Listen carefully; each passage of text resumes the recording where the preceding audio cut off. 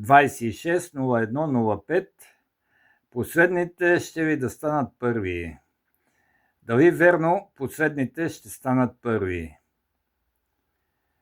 Безвластните верно ще станат властни, ако разгосподват всички инфинитиви, че чрез тях се измислят митотворчески идеи, които се не случват, които се не сбъдват.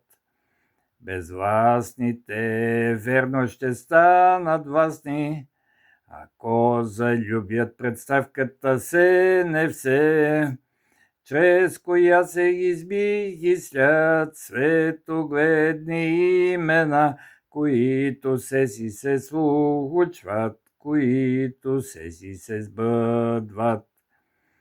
Безвластните верно ще станат властни, ако казват всеки дневно поздрава.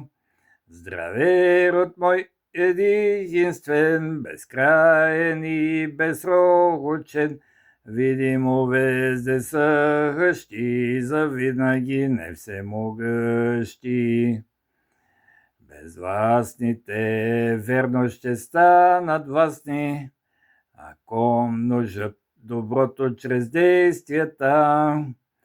Измисляне даш род имена, измисляне даш под род имена, и чак след това измисляне на най-добротворни повеви.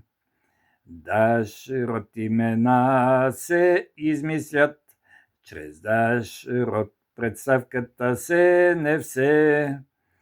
Под род имена с представките най-добре или най-зле, предобре или презле, добре или зле, или никак. Чуйте и продължението.